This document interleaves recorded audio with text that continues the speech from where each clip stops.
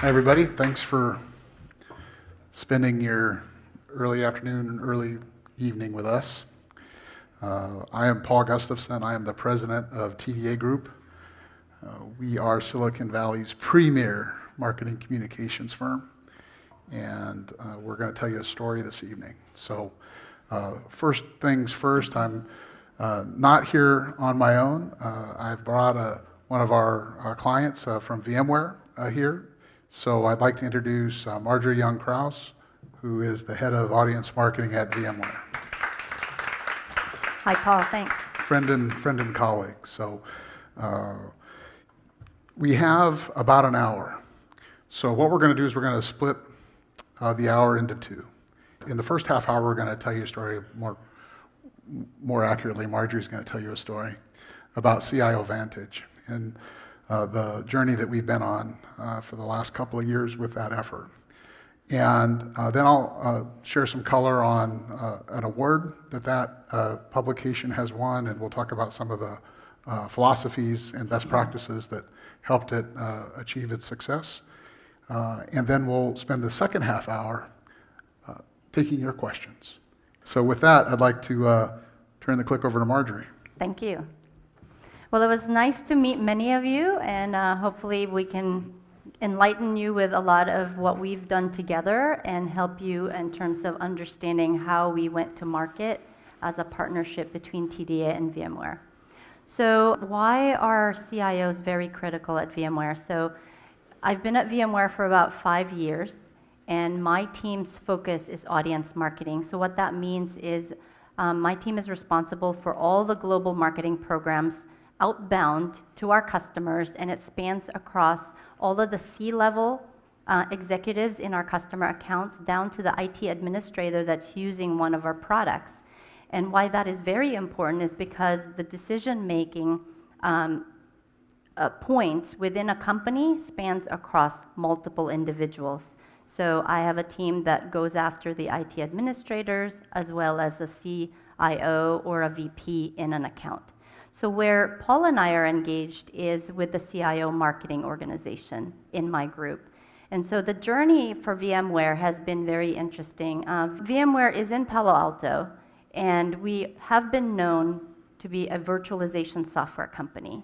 But what we want everybody to know is that we are a cloud company. We are a business partner to many of our clients, and that we are there as a strategic partner. However, through the evolution of the company being a virtualization software company, selling to the IT administrator that's using these tools, it was hard for VMware to make that transition, to go from selling one product to multiple products, to products that solve business problems and not just one IT challenge. So that was the journey that we had to take. And so 2 years ago, what VMware had asked me to do was look at how do we build relationships in top account CIOs where the decisions are now happening, and we have steep competition with many companies like Microsoft, Amazon, and Google.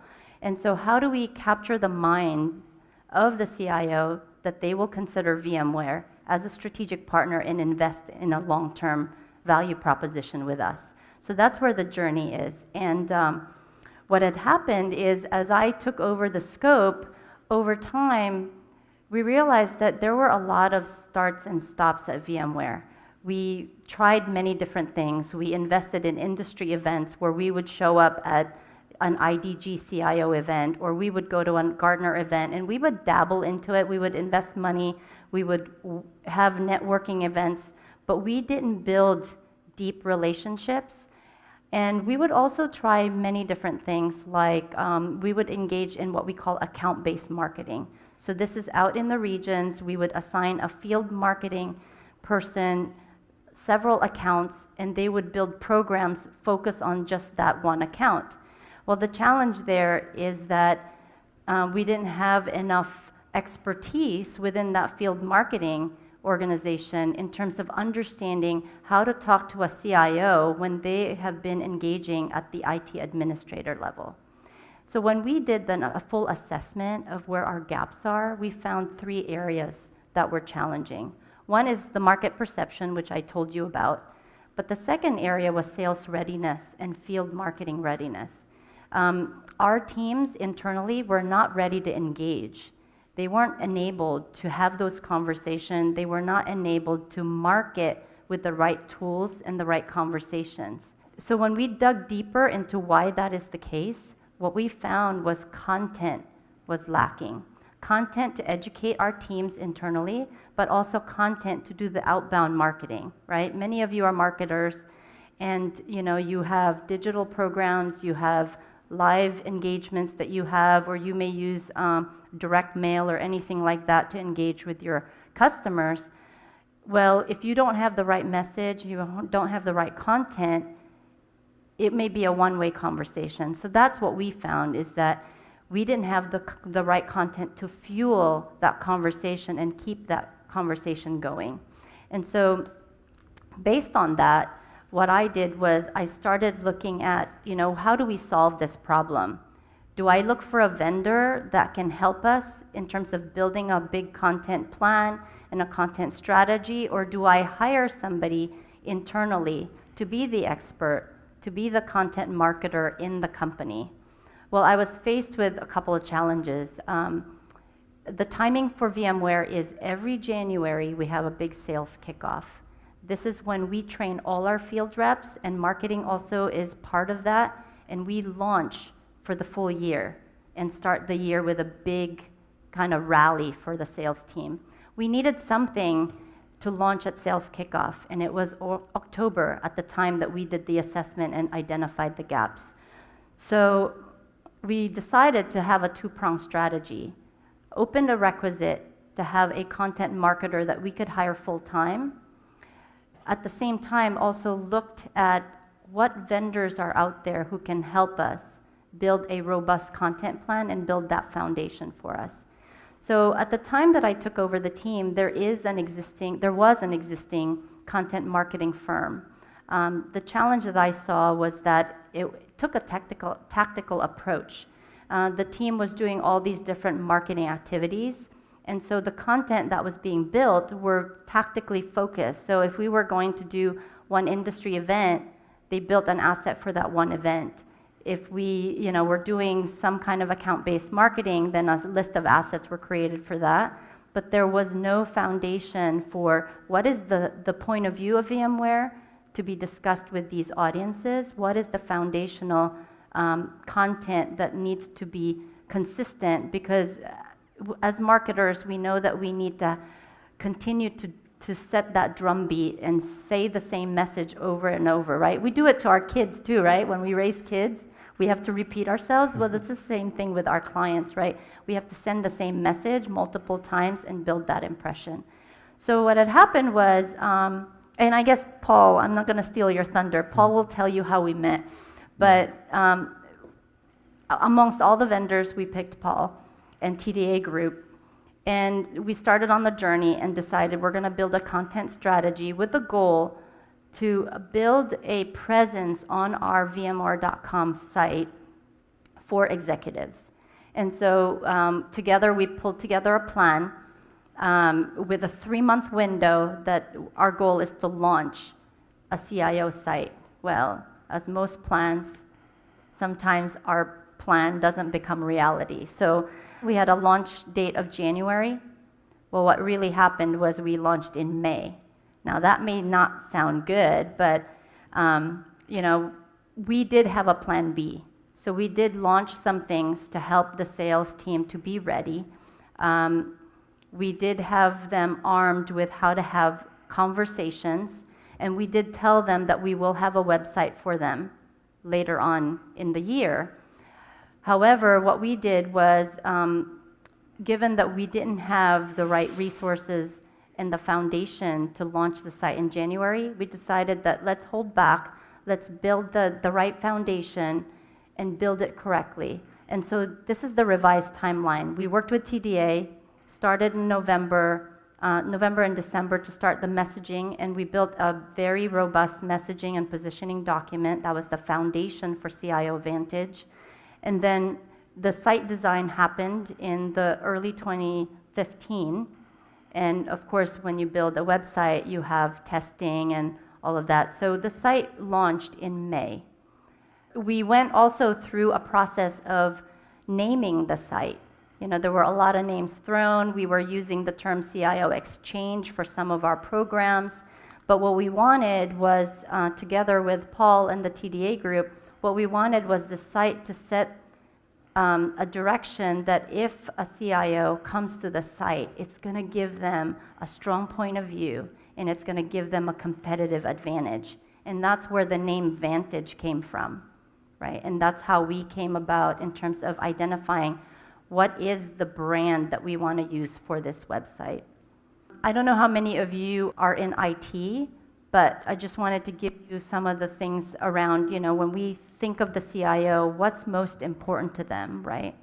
And so from a CIO perspective, they're not looking for a vendor just to supply them technology. They're looking for a vendor that can help them transform the business, because CIOs themselves want to be credible to the business.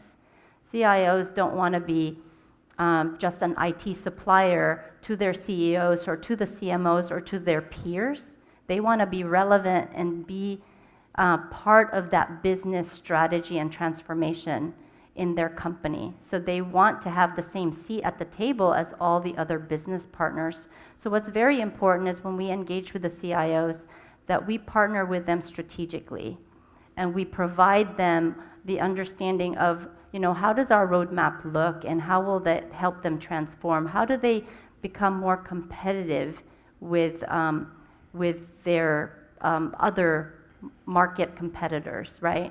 And so building that relevance, what we want is that the CIOs think of VMware as top of mind. Think of VMware whenever they're looking for a strategic advantage in their IT. Now, this is the CIO Vantage site. If you go to vmware.com/CIO Vantage, you could see that even on your mobile device. It's built with flexibility on any mobile device. And what you can see there is that the site has different types of content, whether it's video or white paper or articles. There's a section for CIO priorities. There's a section for technology trends. We also built a section that is available for the geographies in my team internally to be able to post geo-specific content that is relevant in those countries. And so what we want to do is we want to serve up content that is relevant. And one of the things that we're also working with TDA Group, along with the internal VMware.com team, is personalization. So eventually we will know who's coming to the site, based on IP address, and be able to serve up the right content at the right time. So what were the key learnings, right? You saw the fact that we slipped our date, right? So the first thing is always have a plan B, right? So because plan A usually doesn't work anyway, dates always slip, so always have a plan B. But the other couple of things that we really firmly believe that was critical is to have a foundational strategy along with the right content and messaging foundation that will be, basically the base for all of the content that you deliver. And that's something that we built in partnership with TDA Group. And that content drove the design of the site, because that content allowed us to think about when will the audience use this content, how will they use it, and that allowed us to figure out what's the right user experience to serve up the right content. The other thing that we didn't do well on, that we quickly fixed, was the fact that we assigned project managers in my team as well as in TDA Group. While we had people working on the site design and we had people building the content, the overall lead was a project manager looking at the list of tasks and looking at deadlines. But that person didn't understand the full content journey and the buyer behavior and the buyer persona. So one of the things that we quickly shifted in Q1 was when I hired the full-time person in my team, we looked at the fact that we needed a content strategist from my team as well as in TDA Group. And in partnership, even to this day, the two content strategists are working side by side to understand what's happening within our audience space and what content needs to be produced. So now I'm going to pass it over to Paul, and he'll explain kind of how our journey evolved as I met him. Okay, thanks, Marjorie. Well said. So the first thing I need to mention about this site is how we won this business. And TDA has been around since the 80s, and we had obviously worked with VMware on and off on various projects, but we had never crossed paths with Marjorie. And we bought her name from data.com, so that's a plug for Salesforce. And we bought, you can acquire names from a data source, and we opted Marjorie into a newsletter that we send from TDA Group called the Content Happy Hour. And we provide a recap of all the stuff that's happening in the field of tech marketing and content marketing that we think is kind of can't miss information for the week. And we put Marjorie on our list. And she started opening these emails. And she didn't opt out. And when I went to my first meeting at VMware and I met with Marjorie, the first thing that she asked me to do was tell the story of how we won her business and why I was sitting there. So I said, well, we bought your name and we started sending you stuff. And the cool thing about it is we agonize over that little weekly newsletter. It takes hours of some really senior people to put that together. It's not very long, but it's put together well. And Marjorie got to know how we think. She got to know our values. She got to understand kind of what we think is important. And so when the time came, when the buying window opened, we were on her list of people to reach out to.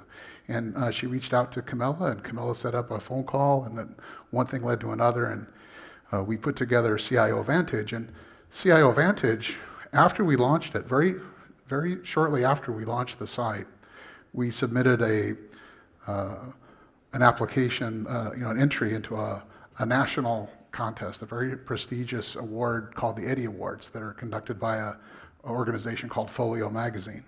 If you're not familiar with FOLIO magazine, it is the magazine for people who make magazines. So it covers the industry of media properties of all types. And every year they have a competition, the Eddie and Ozzy Awards. And the Eddies are about editorial excellence. The way that they evaluate submissions into that contest is they judge how well the content in a site serves the needs of its intended audience. It's pretty clear from CIO Vantage that the target audience is CIOs. And when you go to CIO Vantage, vmware.com/CIO Vantage, you will see content that addresses their needs. And by being named the best B2B Digital Magazine of 2015, that is a testament to that editorial excellence that VMware and the team at TDA have met over the last couple of years. And that is the key for engaging an audience. You have to have information that they care about, that not what you want to say, but what they need. And that's really, I think, reflects what CIO Vantage is about. Content is the tool you use to foster engagement. This is a slide that we put together to answer the question, well, where can you use content in the customer journey? And the answer is everywhere. You use content to help become a considered choice, to kind of rise up out of the noise. You use content to start a conversation, as CIO Vantage does, in terms of a particular topic or a particular offering or a particular problem that audience is trying to surmount. It can certainly lead to a sales conversation and a purchase, but it doesn't end there. From there, you want a repeat purchase. You want to foster a loyal relationship. You want that customer to not just be a one-time customer, but to become a loyal customer over time. And ideally, in the top right corner of this chart is where you'll find people who are become advocates for your brand. Marjorie, by being here, is actually demonstrating that, right? She's certainly an advocate for TDA now. We really appreciate her being here this evening. But every business has customers that they want to put on this journey. The goal of marketing is to take somebody from the lower left to the upper right as quickly and as cost effectively as you can. So that's the why you need content. This slide talks about the how. We came up with this slide back in, gosh, I want to say 2012, when social media was kind of 2010, is I think when we first started working on it. I think we published it in 2011 for the first time and refined it again in 2012. And this particular chart talks about the philosophy that we use at TDA to actually power these programs. It begins for us at the bottom here. It's a little hard to see with the little light bulb down in the lower left-hand corner, but that is thought leadership. And when we say thought leadership, that's a phrase that is thrown around easily, especially in high tech. Everybody thinks they're a thought leader. But when we say thought leader, what we mean by that is someone who is actually an expert in their field. And not only are they an expert, they can explain something in a comprehensive way with a unique point of view, right? And they can't dodge issues, right? So if you have a competitor that maybe has got a stronger offering in one field, in a thought leadership piece, you have to tackle that head on. You can't ignore obvious things. It's got to be comprehensive. And if you use thought leadership at the foundation of your content marketing strategy to meet the informational needs of your intended audience, the effect that that can have is you can now repurpose those ideas in shorter and shorter formats, all the way up to the top of the funnel, where really you only have 140 characters on Twitter to touch someone who you may not have a relationship with at all. But if you write a very engaging headline or a really good tweet, you might capture their attention. And if you do that a few times, they might click on a link that you share with them. And after that, you might see a social tile with maybe a quote or an interesting statistic. And that might lead you to an article that takes one of those ideas out of the thought leadership piece that you created and explains it in detail, and then links it to maybe the 8-page white paper or the long ebook or the half-hour video, where someone that you don't have a relationship with is not going to invest the time to read your 8-page white paper as much as you really want them to. You need to draw them in. You need to have content that recognizes that you don't have a relationship, and it's much more consumable, easier to invest in. It doesn't require the same emotional commitment or the time commitment to consume things. The other thing to mention about, especially since we're at ITU, we should talk about the uniqueness of technology marketing in this context. Technology is inherently complex. It's complicated. It's like, virtualization, data center consolidation. There are a lot of different issues that CIOs and their teams have to wrestle with. It's not something you learn about by reading an 8-page white paper. It's something you learn about over time. So you have to recognize that you're going to need to reinforce these messages, as Marjorie said, a lot of different ways, with written words, with illustrations, with videos, with audio. Come at it from different ways and different perspectives, and over time, that fosters the understanding that gets you to the next level of engagement. So back to this chart for a second. This, again, is focused on, the vertical axis is value, the horizontal is time. And the idea is to take somebody from the lower left to the upper right as quickly as you can. That gives you a little bit of a sense of some of the philosophies that went into the CIO Vantage site, and which led to it being named the best B2B Digital Magazine last year.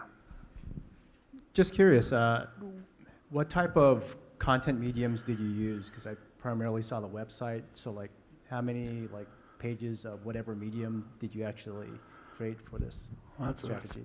That's a great question. I don't know that we know the answer to that off the top of our head, but it's all of them. Marjorie, what's your sense of the mix? What was the question? What kinds of media do you find on CIO Vantage?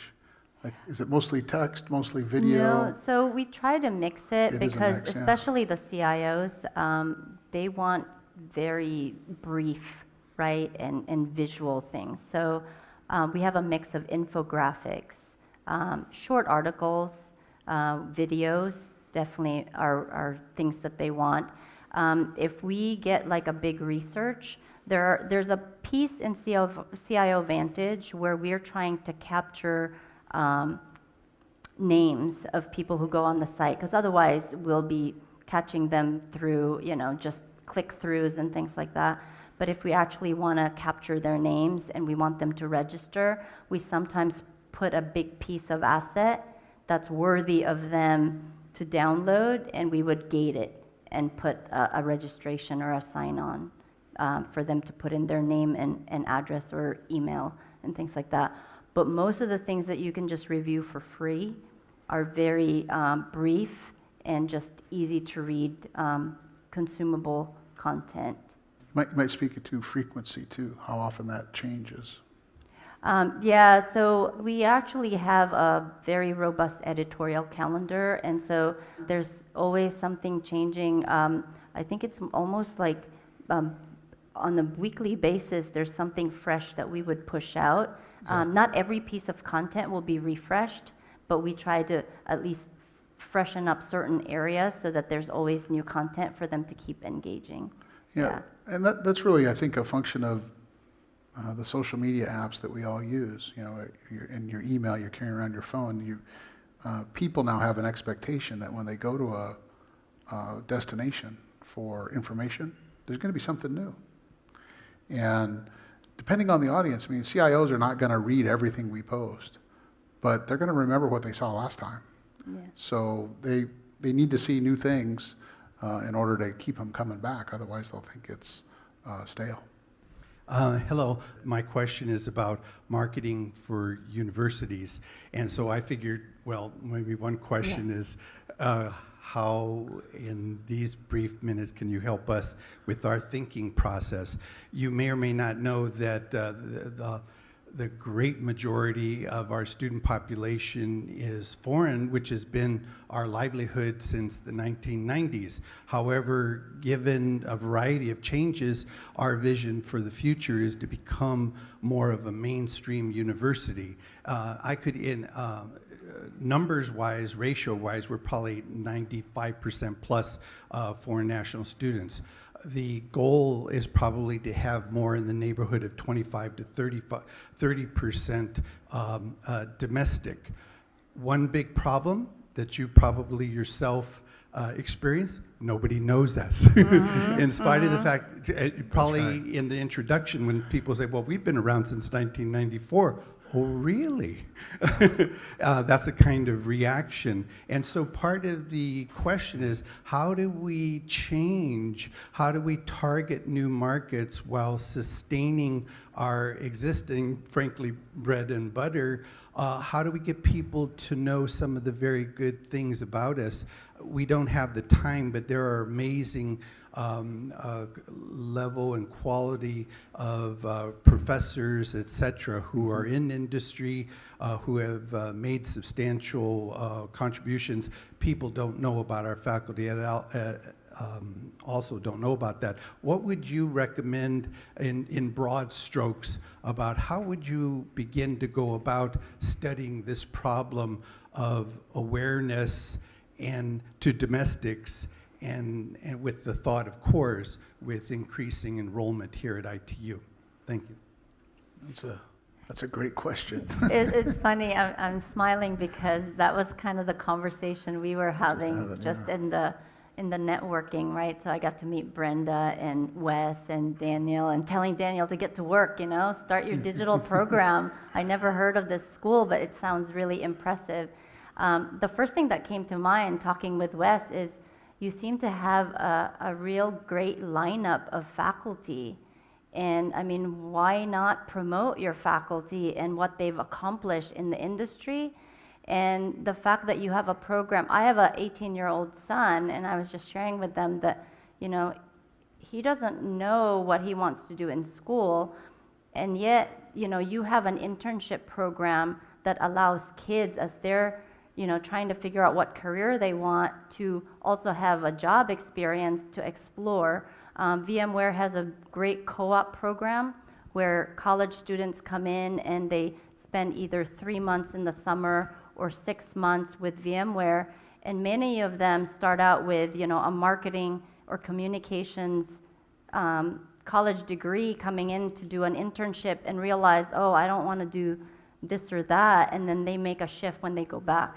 And so I think, at least from what I'm hearing and what I'm seeing in terms of what's around me, and what I'm hearing from, parents who have kids going to school, and I just went through a whole application program with my son, right?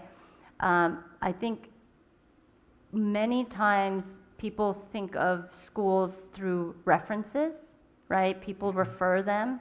My son applied to UOP, and I didn't know about UOP, but a friend of mine told me about their great engineering internship program, so I sent my son there to go visit the school and apply. So people hear from peer-to-peer references, which we do in the IT industry, right? Yeah. We use customer references to tout the value, because if you hear from me how great VMware is, you're not going to believe me, but you would believe another customer, right? Who you trust. So I think a peer-to-peer reference would be great. If you have students who graduated and landed a wonderful job, they can, you could showcase the graduates.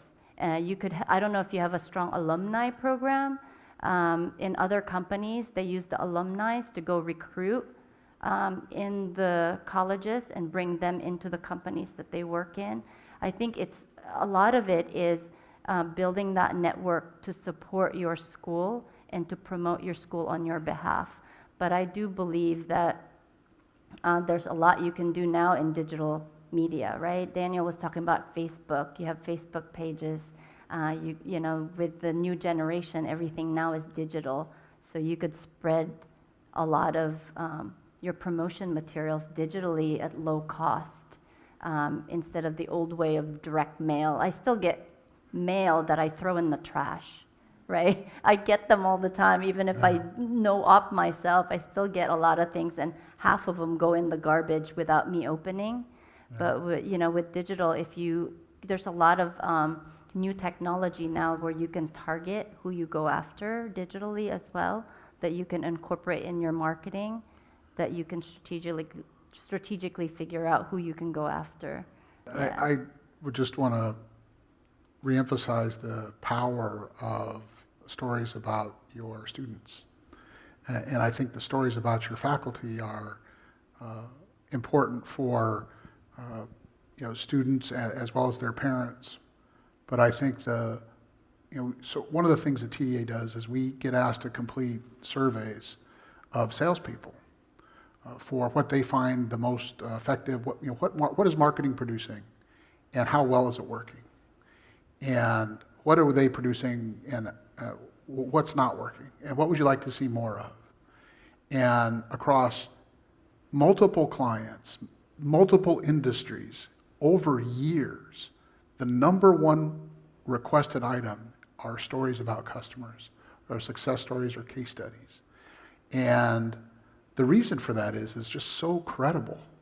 When a prospective student sees another student telling the reason why they chose ITU and the benefits, more importantly, the benefits that student got from it coming here, in kind of the voice that they use, that story will resonate with a prospective student better than any other form of marketing you can produce. And I think you need to recruit those people and get people to start telling those stories and sharing them, because it turns out that people are interested in other people. The kids that you showcase in that program will share that story with their friends, and then you'll have a wider footprint, and your profile will go up over time. And I think you're doing great work here, and you're making a difference in people's lives. That's the other thing I would say, is that kind of the old school case study would be, hey, here was the problem we had, a little bit about the problem, a little bit about the solution, and a lot about the benefit in terms of economic benefit. They got a great job, they're making this kind of money, they're on course to make to be successful. But I think especially with kids that are kind of in the age to go to grad school, they're interested in more than that. They want to make a difference. They want to make the world a better place. They want to accomplish a life mission. They want economic success too. So that's part of it, but they have a great view of how important it is to not just be successful, but be successful for a reason. And I think there's probably a lot of those stories you could tell here too. Yeah, no, great question. I'm just curious, in the B2B world, how much you use social media and outlets like that to promote your content, and how much of that would be organic versus, paid sponsored posts targeted towards those people? Yeah, so at VMware, we actually have a digital marketing group with a head of digital marketing. So, and in many companies, you'll see that there's titles called Chief Digital Officer, and that's where all of the digital marketing dollars are invested. And so there is heavy investment in digital marketing across many companies today, especially in high tech. In terms of how much you do organic versus paid, we do a mix of organic versus paid. I will tell you that our organic, we get a lot more traction with organic. And I think part of it is because VMware is a known entity, and so people are aware of it. So I think you do have to balance when you use paid versus organic, depending on the maturity of the product or the company, and kind of the landscape from a competitive perspective, to figure out how you want to do it. I don't think you want to do one or the other. I think you want to do a mixture of it. Yeah, and I think that the channels that you choose depend on the audience. If you advertise on TV and radio and print, and you're trying to hit my kid or Yeah. yours, you're going to miss. That's right. Because he doesn't listen to the radio. He listens to his iTunes or to Pandora. He doesn't watch TV. He watches unless it's sports, he'll watch sports on TV, but everything else he's watching online or on Netflix. And he gets his newspaper digitally, right, through Facebook. Facebook is his news feed. And if you advertise on Facebook and you're trying to hit a teenager, you're going to miss, because they don't like Facebook. They're on Snapchat's the fastest growing social network on kids now. Facebook has another issue. That Instagram was an issue for them, and now Snapchat is too. So it really depends. Of course, if you're trying to hit me, I watch probably more TV than my kid does. I actually like a printed newspaper once in a while, so that might work. But that's a very different audience. So I think the mix of social and traditional marketing really depends on who you're trying to reach. And there are media buyers and planners that can help you sort that out.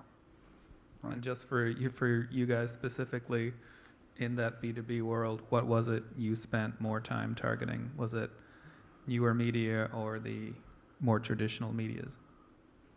Yeah, it depends. So because my team spans the gamut between practitioners to CIOs. So for example, with CIOs, digital isn't really something, they don't, even though they read things on CIO Vantage and we want a presence in CIO Vantage, the bulk of my budget is not there, right? It's because they want to have a peer-to-peer engagement. They want to have a live conversation. These are executives that, they don't have the time to dabble in social media and go tweet and all that. Many of them, even though they have Twitter handles, they have some ghostwriter there, right? Don't believe that. There's few of them who really are active, because there's an army of people behind them that are actively doing that.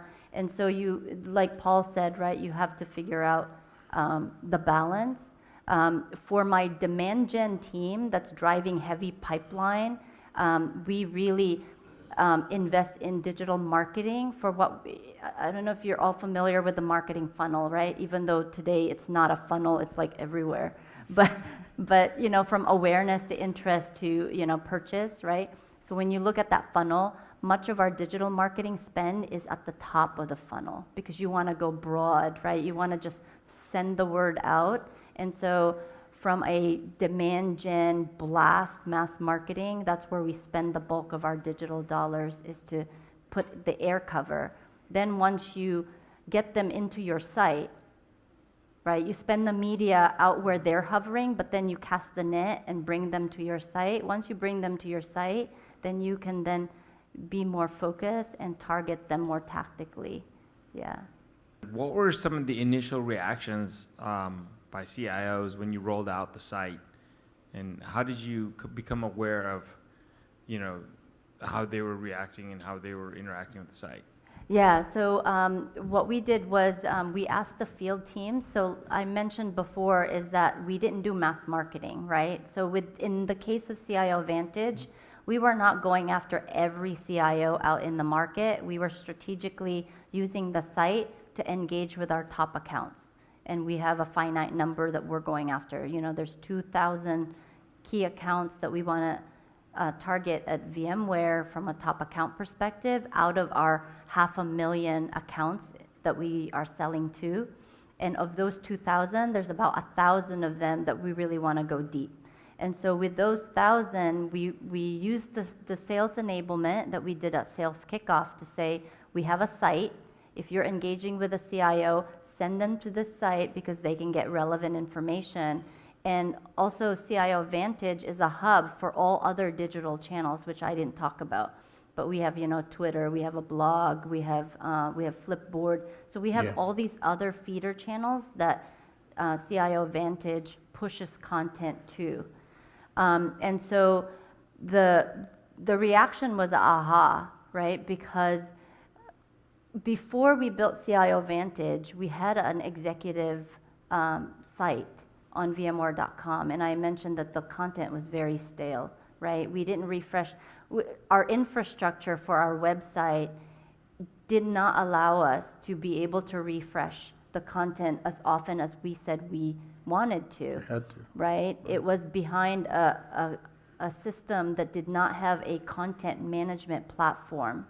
And so for us to want to push the frequency of, you know, weekly updates or weekly push, we couldn't even do a monthly push if we wanted to, just because there was this whole back-end system that we were dependent on.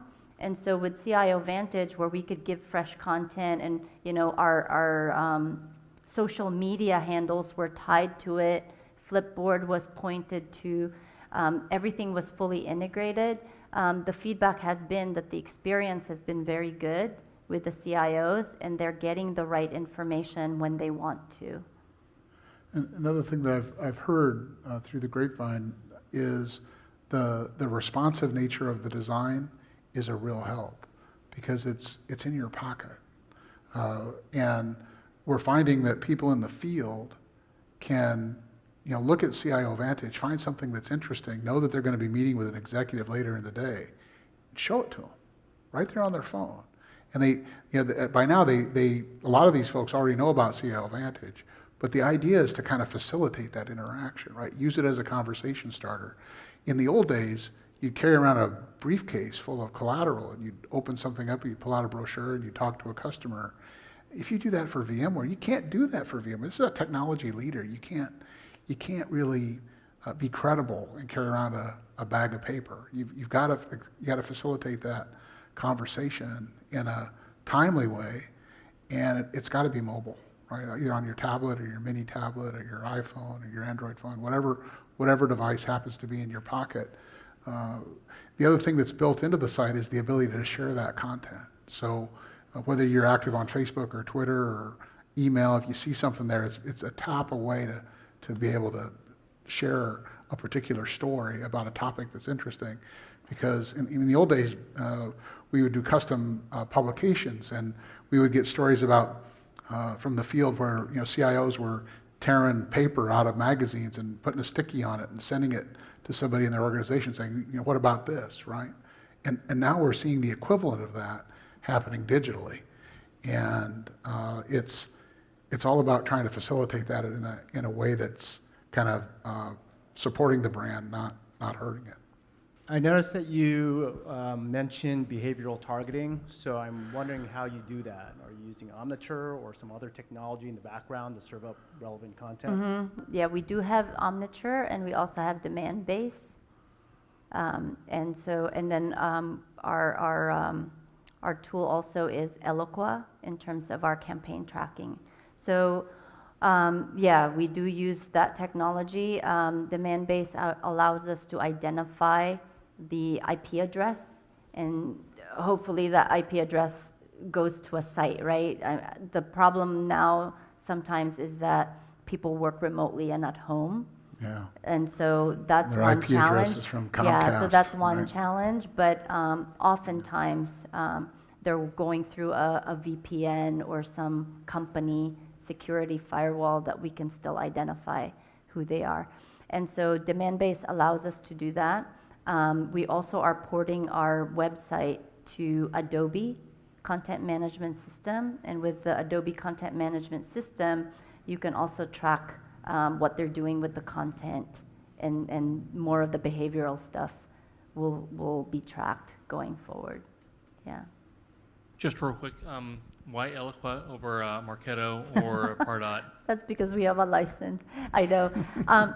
It's interesting you asked that because we're struggling through that as well. And so we've got pockets of VMware who are Eloqua rebels, and they're off having instances of Marketo. So there's pros and cons to Eloqua versus Marketo, but the as a big company, VMware has 20,000 employees. We have governance and compliance, and Eloqua was chosen, and so the marching orders use Eloqua. But at the end of the day, I think most of the tools are fairly similar. And what I find, I used to work at IBM, right? And I worked at other companies as well. It's not the tools that hinder you. It's usually your ability to adopt the features in the tool. We've had Eloqua enterprise license for the longest time, for a long time, right? And we would go into our marketing ops team and say, why can't we personalize the emails? I mean, we're a big company, and so I don't want to send you a generic email or dear sir, and thank you VMware. We want to say dear Brenda, right? And this is from Marge. And so we had all these challenges, and so we've got field marketing teams investing in like Marketo, right? Well, the problem was not Marketo or Eloqua. It's because our large marketing operations had a long queue of requests, and they just didn't put that feature in, right? And so just be careful in terms of people selling you on one technology versus the other, because I'm finding that a lot of things, they compete very quickly, right? All these technology vendors. I think marketing organizations, and especially their leadership, really want marketing to be automated and easy. And it's just not.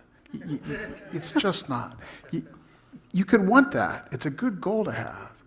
But at the end of the day, you've got to think through what that end user is interested in. And then whatever tool or technology you're using, you've got to find a way to hand them that experience on a silver platter. Because at the end of the day, all of the underpinnings and tools and technologies and strategy documents and messaging and all this work we do in the background, the only thing that the prospect touches is the execution. That's all they see. And it's often overlooked. People think that they go buy a tool, they get the messaging doc, you got branding guidelines, go, and then they wonder why marketing is ineffective. And when you kind of drill down into the decisions that are being made at the execution level, you find errors and bad judgment and people who are not thinking it through the right way. And that's where the rubber meets the road, right? You can have a great you can have a perfect system, and if you don't use it the right way or have content in that experience that the user actually finds helpful or interesting or entertaining, hopefully all three, your marketing is going to be ineffective.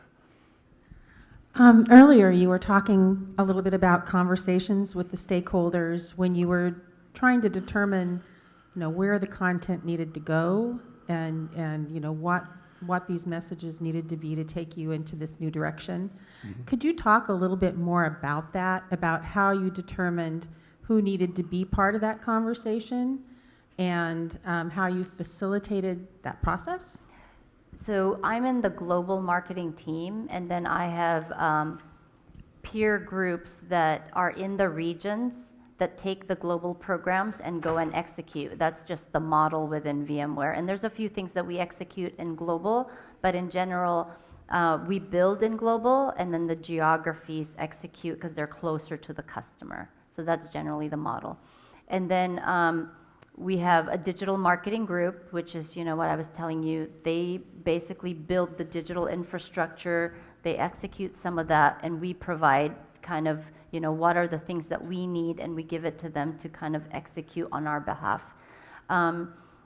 So in terms of understanding, who are the stakeholders, it's generally who's going to use the information that we are going to deliver to be able to meet our goals. So that's the geographies. But at the same time, in our business, we have what we call business units. These are the groups that are tied to R&D. They produce the products, and so they have numbers to hit in terms of revenue or goals to achieve. We also answer to them in terms of what have we done in terms of attracting customers to engage and buy a license agreement, 3-year license agreement with VMware if it's with a CIO, or to buy a single product if it was a practitioner needing to upgrade something or buy a new feature or something like that. And so in terms of stakeholders, it would be generally the business unit leaders, if depending on which area that we're focusing on, and the geographies who then have to take the programs and execute, because those are the ones that have to interlock with us. Yeah, and I think those planning documents are key. And that's really what they are. They're documents. They're internal documents. And to give you a flavor of what goes into one, I mean, the content strategy document, we spent a lot of time on audience definition and segments. Even within the CIO community, we got very precise about describing who these people were, and the list of accounts and which accounts and how big were those companies and what industries were they interested in, where did they go, where do they go, where are the we have an editor that calls them the content watering holes. Where do they go find their information? Who do they spend time with? What events do they go to? And once you know who the audience is, then you can begin to, a good editor can do research to figure out what the topics are, what the informational needs are that you're trying to serve, and then map those needs onto very specific topics. And once you have a list of priority topics, now you can think about what channels you need to put that information through, and that helps you pick the right deliverables, whether it's a video or an ebook or a web article or whatever it is. And then you prioritize those, that becomes your editorial calendar. Now, all of a sudden, you've got a prioritized list of what you're going to go push through that, and you revisit that on a continual basis because your priorities are going to change based on market events and the feedback that you get. When it comes to messaging, we got real focused on market positioning and value proposition to this specific audience, right? What is the market position of VMware? What are they aspiring to do? And what's their value proposition that means that they can get there, right? What are they bringing to the table in terms of the conversation? And then very importantly, something we spent a lot of time on was what are the differentiating claims that VMware makes about its offerings and its product groups that have proof points that we don't have to assert, but some things we can assert that we can actually point to proof, to back up and make sure a very compelling argument to the CIO. That document, you can take a content strategy and messaging document, and I can hand that to a PR person, I can hand it to my social media team, I can hand it to the people working on the website, really the events team, the people putting the agenda for the next all of that is informed by a foundational content marketing strategy and messaging document. And it takes a while to put together. I mean, Marjorie was not happy that we saw that slip in the schedule. I was talking to the website by January, had no problem. I went back and talked to the team. They said, do they have messaging? I said, I think so. And when we got it, it was like, well, no, this is going to be more work. We found something that, they had a lot of it put together, but it wasn't in a form that you could really hand to a creative person and have them be productive with. So part of the work was taking information that they had in lots of different places and just kind of getting it organized and condensed into a way that was actually helpful to a communications person.